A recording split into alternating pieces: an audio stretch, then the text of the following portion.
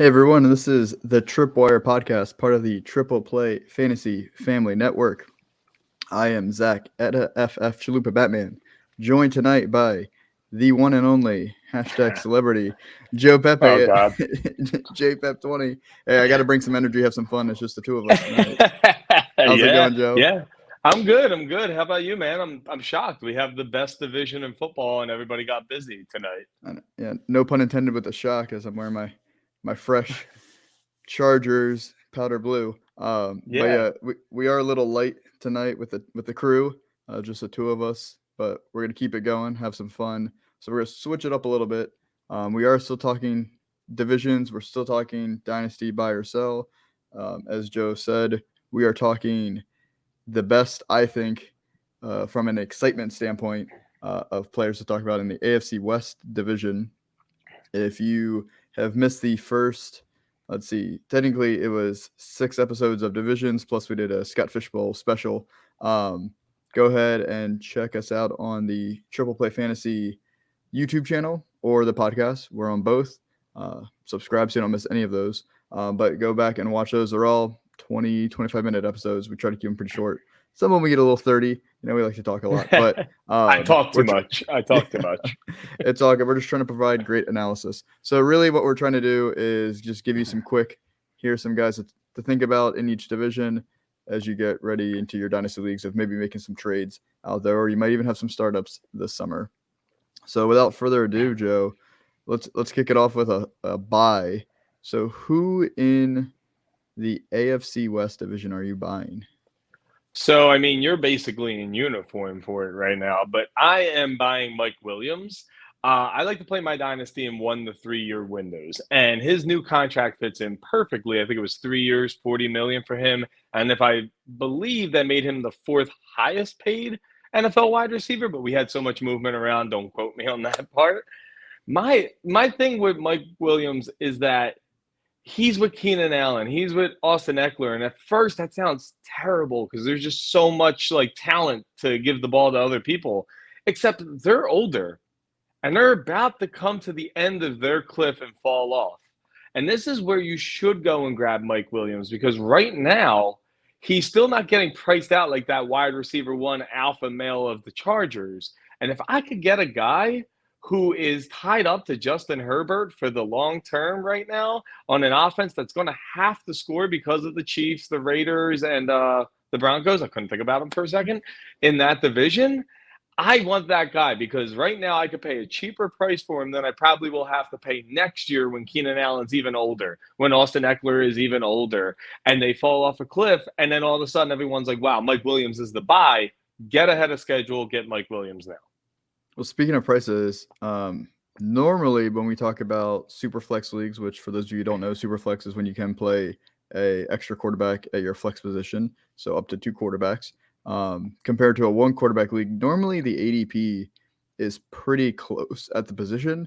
It's just the picks vary because of quarterbacks either getting drafted early or not getting drafted.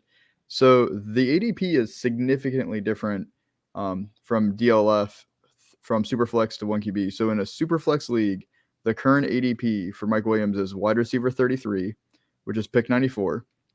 For a 1QB league, wide receiver 24, pick 53. I don't remember us talking about a player that had a 9 position difference in from wide receiver 33 to wide receiver 24, just going Yeah, from Superflex to 1QB. that's a little wild. And I was talking about this on 5 Yard Rush because it's kind of the same thing with redrafts and dynasties, kind of like a complete different cliff of numbers there. And I just think it's wild. He's one of them players that I think if you threw his name out on Twitter, could ignite Twitter for a day or two because who loves him, who hates him, and they have no in between, it seems like. Yeah, and I did an article last year on Mike Williams and talked about him again this year.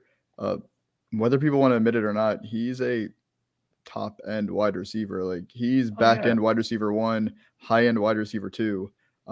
I get there's that injury stigma with him, but he, like you said, he's part of a high powered offense.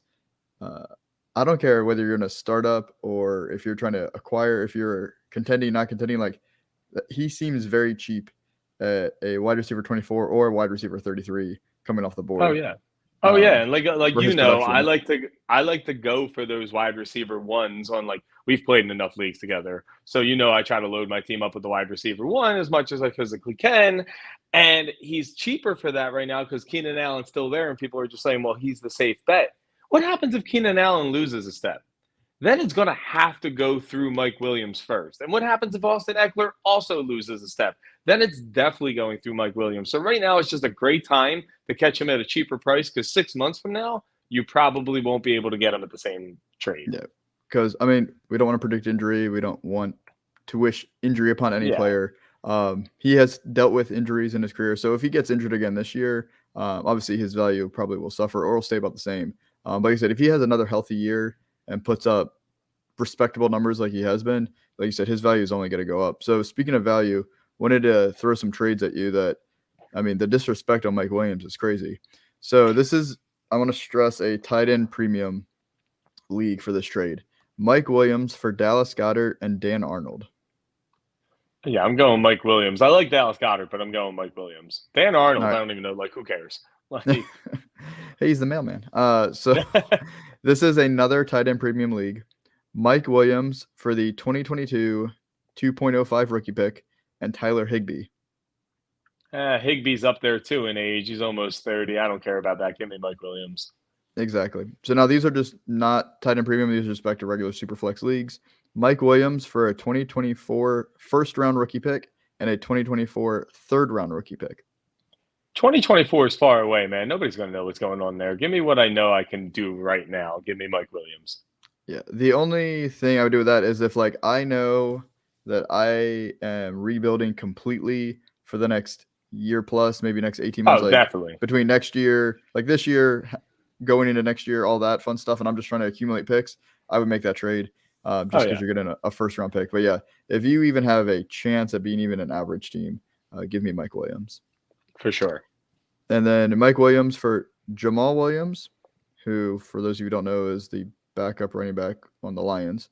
Jarvis Landry, who's the wide receiver 3-ish now on the Saints. And James Washington, who's also the wide receiver 3-4 on the Dallas Cowboys. Who did this trade? Who was the person that did this trade? Because I honestly, we don't promote violence here, but I think I got to smack somebody for thinking that was a good trade.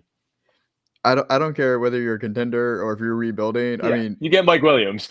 Even if you're rebuilding, you just unloaded 3 roster cloggers for one player. Yeah. And Mike Williams is still a better value. You can still then now flip him. It's like you're flipping houses here.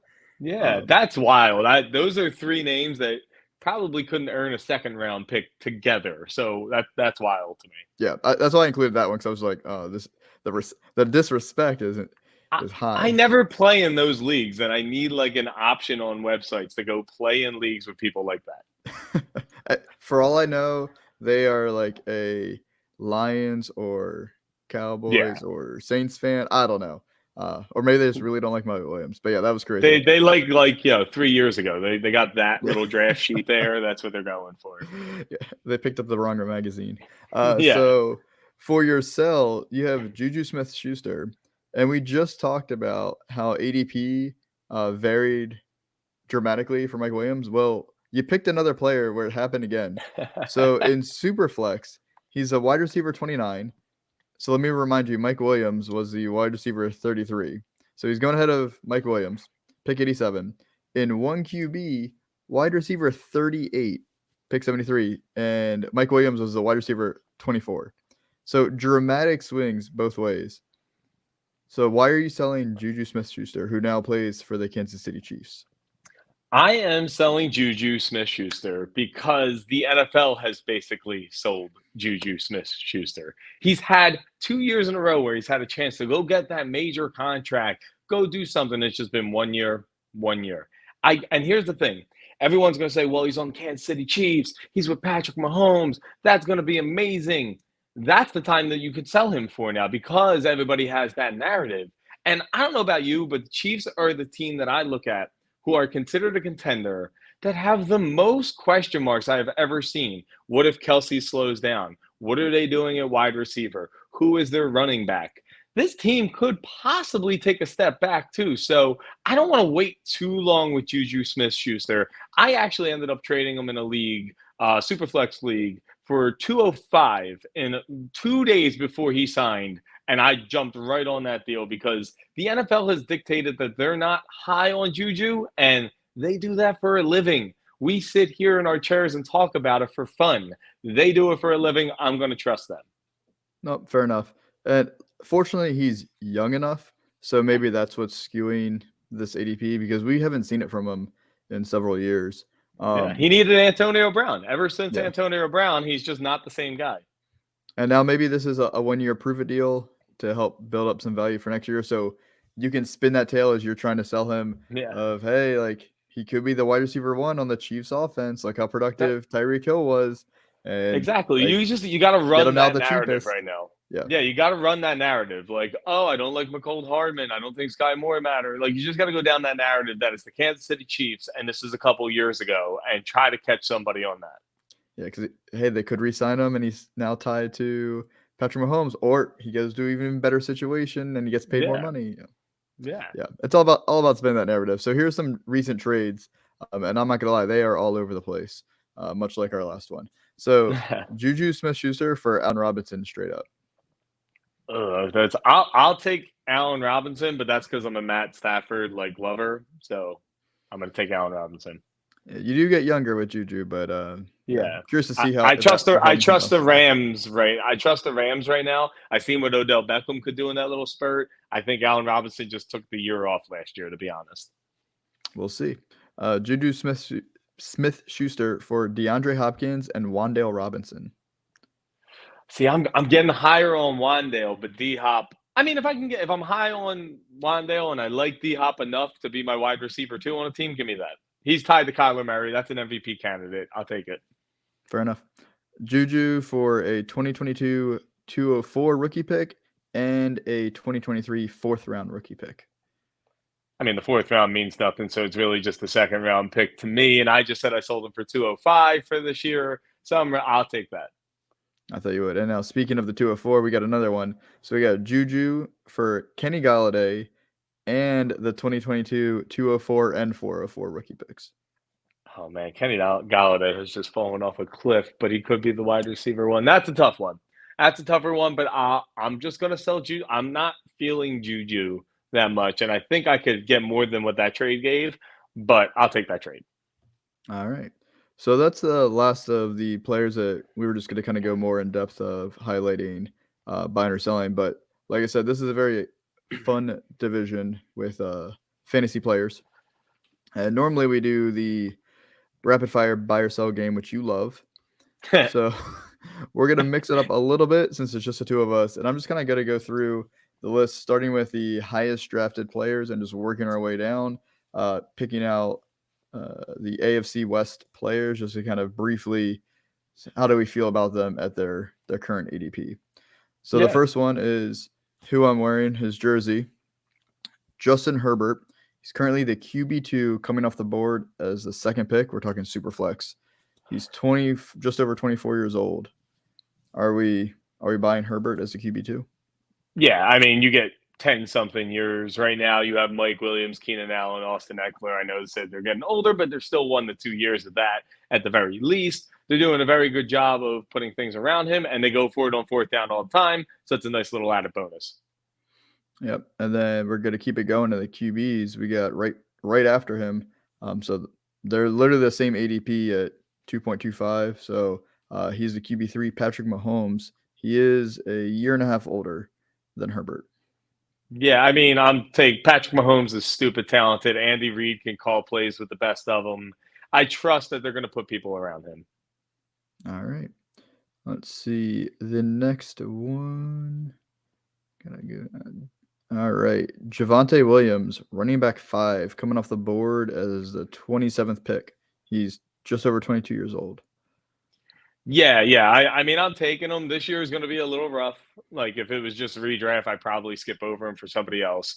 But you got to take him in Dynasty. You got 4 or 5 years of a very good back. Does running back 5 scare you?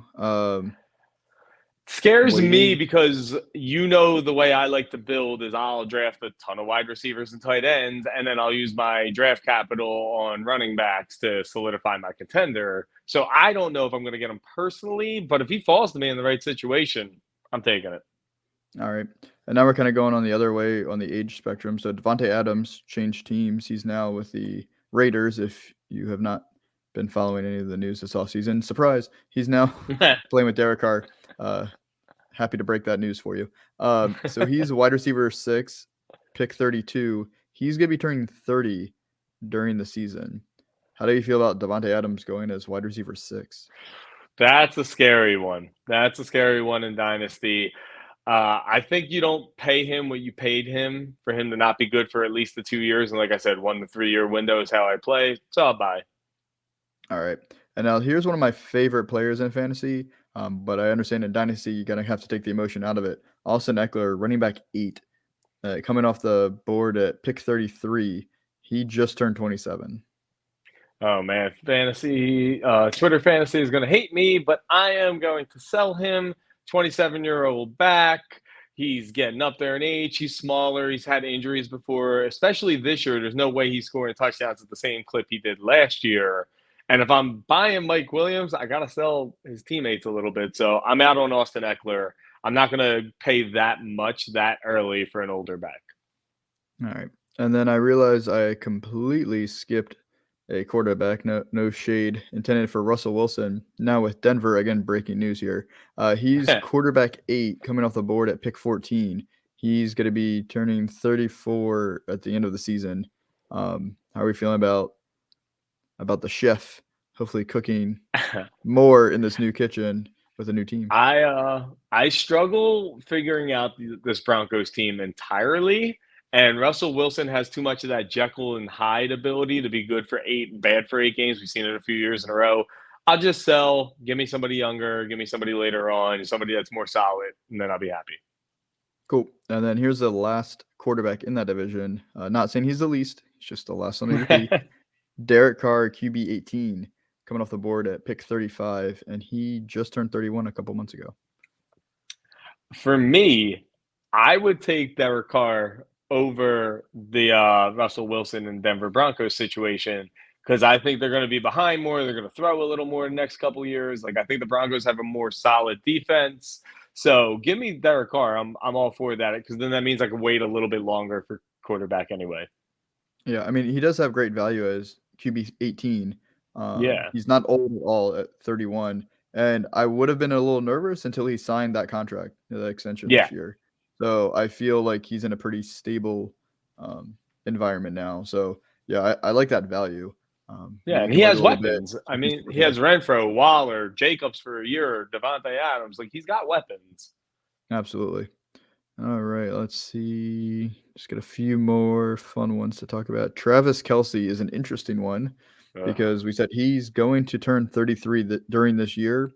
He's coming off the board as the tight end 3, pick 46. How do we feel about Travis Kelsey?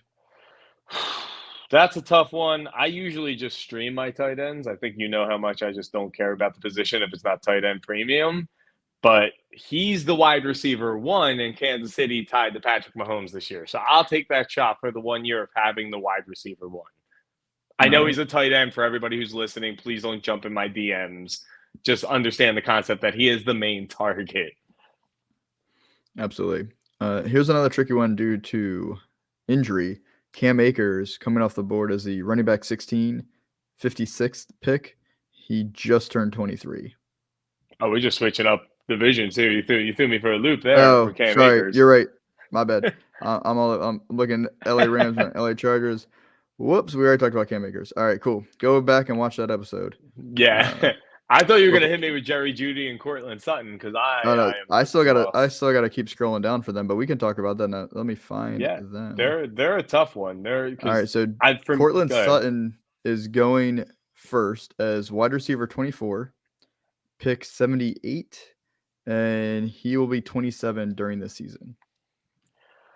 I think because I know we're going to go Jerry Jeudy next. I think I'm just going to go for the younger guy because they're like 1A, 1B. And if they're that close, give me the younger person. All right. So Jerry Jeudy is wide receiver 28, going at pick 84. So we're talking 6, 7 picks later, and he just turned 23.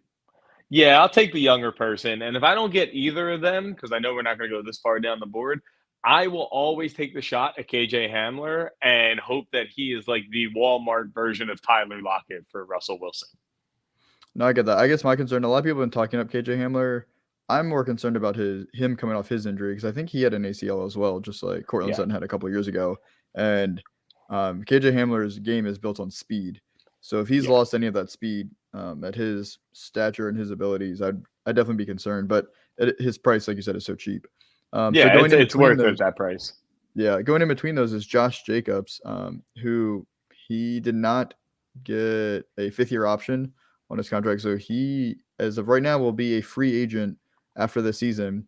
He's running back 25, pick 82, and he's only 24. He turned 24 4 months ago, so he's not too old. Yeah, and I think I fought with all Twitter with this. I feel like we'll disagree here. But I like Josh Jacobs. Again, 3-year window. And in this year, if the Raiders are smart as an organization, they will run him into the ground and they will use him up like DeMarco Murray way back in the past. Because now they have 3 options that make the box a little light for the running back. And then they'll discard him. And then Jacobs will get a contract with somebody else and be a bell cow somewhere else too, I think, because he has talent. I just don't think he's ever been put in the right situation. So I'm going to take Josh Jacobs to get this year and then at least next year. Yep, and I'm not saying it will happen. I'm just saying it could happen. He does have the ability, and they do have the offense that he could lead the league in running back touchdowns this year. Oh yeah, so listen. Anybody listening to this is about to be in your DMs in like 2 seconds for saying that. They're gonna mishear you and be like, "You said this." Like, yeah, I'm not saying he will, but I'm saying that he is capable of doing that. Which you cannot say that fully every agree. running back in the NFL is capable of that. Yeah, no, he's got the talent for it, and he's got a team that can push the ball now with those weapons. And like I just said, you have those 3 weapons. You can't put a bunch of people in the box. So if the team's smart, they will utilize the run game. And I just don't believe in Kenyon Drake. I don't believe in Zamir White, the rookie. I don't believe in anybody else there. Nobody else there scares me. Yeah, no, he's good for this year, and who knows where he's going to be next year. But he's so young. Please give me all the Josh Jacobs to that price.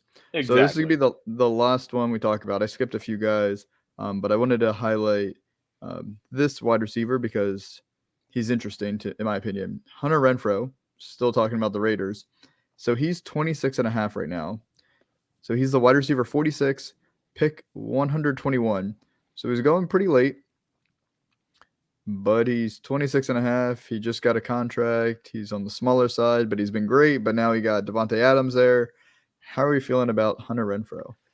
Man, this one's tough because I think he's one of the best route runners I've seen in a very long time. I mean, we've all seen that one clip in the end zone, last year. I'm not even going to bring it up. But the problem is that last year he got to blow up a little bit because the Raiders had a little controversy around Henry Ruggs, and then Darren Waller got hurt. And then he had to shine. There was nobody else there. It was him and Zay Jones. Like, now he has Devonte Adams. Darren Waller comes back for at least, let's say, this year. And if he's healthy, that moves Hunter Renfro to the 3rd option. And if they do use Josh Jacobs like I think they should, that moves him to the 4th option in my head. So I'm out. I'm going to ride the name now and get the trade if I can. That's fair. This year is going to be the interesting one. Like, I almost want to, whether I have him or don't have him, give it a month or even 6 weeks to 8 weeks to see how he's playing with Devonte Adams, because he was a legit red zone threat for the Raiders. Oh, yeah. Because of his shiftiness around the goal line with his fake in, go out, fake out, go in, all of his route running, as you talked about. He had a lot of end zone targets last year, but I don't know if he'll still have that with Devonte Adams, or maybe Devonte Adams is now even a better distraction, and he's going to be even more open and get better matchups, and he's still going to get plenty of touchdowns. So if you want to gamble, depending on what price you can get for him, go for it. But he also, I don't think I'm selling him right now. I'll put it that way. If I have him on my team, I think he's a hold for me, unless I'm getting a crazy deal. I would say though that if a clip comes out in like a preseason game or training camp of him doing one of them crazy routes, sell him that day because you know he's not going to get like just go catch people while they're tripping over things like you said, he's very good in the red zone, but there is Waller, there is Adams now, so it's a scary risk. But if you get one of those clips in a preseason game where he just puts somebody on skates like Christy Yamaguchi, then go right ahead and sell that man. I never thought we'd get a Christy Yamaguchi reference. I've been listening to Lloyd Banks all day. It's just like all those lines are kicking in my head. It is 2022, but I appreciate the reference. So we definitely have to finish off with that reference. Yes. But yeah, so thanks for coming on, Joe. We will be talking the AFC North, our final division, next week. Hopefully we get the whole crew back. If not, we'll still hold it down. We'll have fun. And then really soon we're going to be switching over to the redraft analysis and all that fun content. And getting you ready for when we actually go in season. This show will be strictly waiver wire. That is why we are the Tripwire. We're just having some fun with you right now in the off season. So make sure, like I said at the top, you go ahead, like the video, subscribe, download, all that great stuff. Leave a comment, leave a review. All of that is a great way to support the team. Also, Triple Play is putting out a ton of content. It's not just us on the Tripwire. We have a whole massive team that does more football content, all sorts of different stuff. We got baseball, we got basketball, we have food, we have movies, we got it all covered. So make sure you go ahead and subscribe to everything so you don't miss any of that wonderful content coming out the rest of this off season. So with that, Joe, have a great one. Everyone out there, stay safe, have fun, and enjoy some football. See you later.